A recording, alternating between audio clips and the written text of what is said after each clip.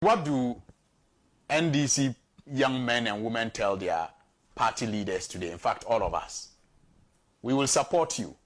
But when you win and we come looking for jobs, don't be telling us that maths and English nonsense again.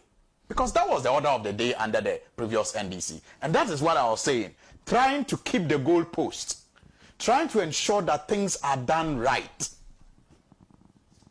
And so you would have expected that the next MPP government, that's Nana Akufo-Addo and Dr. Bawumia, would have also made the same efforts to improve upon the situation. But no.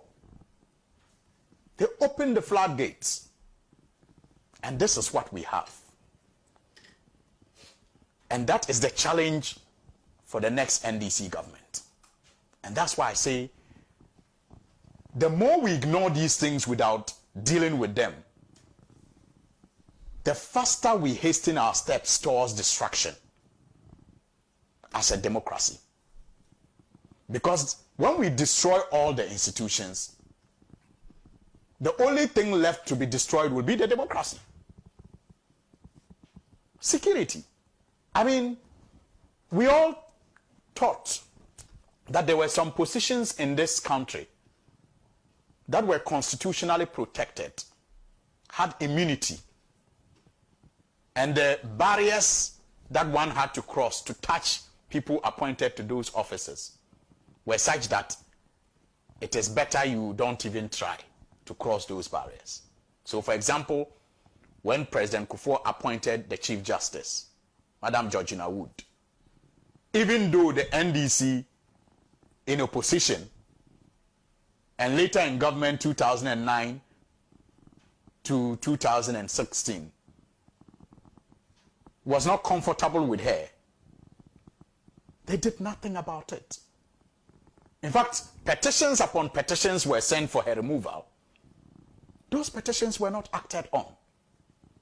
The assumption or the perception that she was MPP or MPP bias was known to many NDC people, including its leadership. But she had constitutional immunity which was respected until she served her term. We thought same could happen with Bank of Ghana governor. We thought same could happen for the electoral commissioner. But the MPP took over and they have gone there. Now they have opened the floodgates.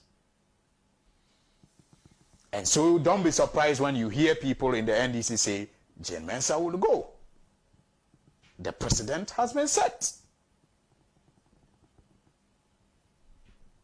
The precedent has been set.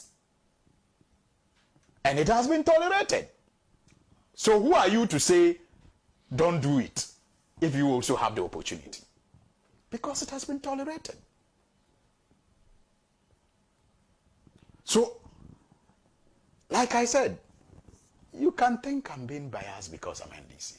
But these are things that have actually made it very difficult for the NDC, even with good intentions, to raise the bar whenever it takes over. Because an attempt to raise the bar, like in the case of the security, can you imagine, Senna? The opposition from within the NDC will face in 2025 when it attempts to streamline things. And we all know as citizens that it is in our interest that things are streamlined and opportunities are such that everyone will have an equal level playing field to access those opportunities.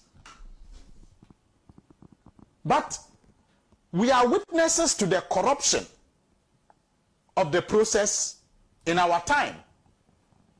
And we are not even demonstrating against it. We are not even speaking up against it. In fact, we are looking for opportunities ourselves. So, this is about our national security.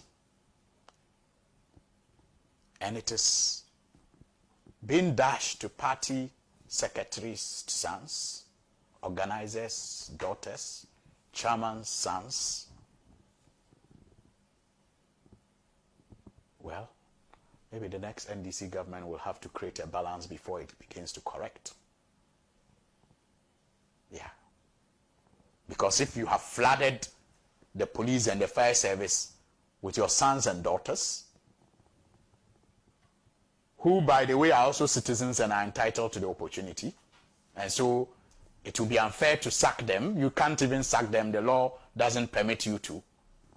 But perhaps it will be fair for the NDC to also flood and create a 50-50. Yeah, so then we can all begin to talk correction. Because an attempt to do the right thing without creating that balance means the NDC loses favor with the people. Because then the perception is created as if the NDC doesn't like its own people. I have witnessed a situation where I was walking with a colleague member of parliament at the parliament car park. So I'm telling you this true story. Saw a lady approach. Said, oh, this girl is my former women organizer's daughter. She came to me looking for a job some time ago. The lady gets close. This colleague MP of mine asks her, hey, did you get the job you said you wanted? She says, no, she's still looking. Said, if you get immigration, will you go? She says, yes. Take this number, go and call the person and go and do medicals. Yeah. Life in front of me. That's how people are recruited. That's it.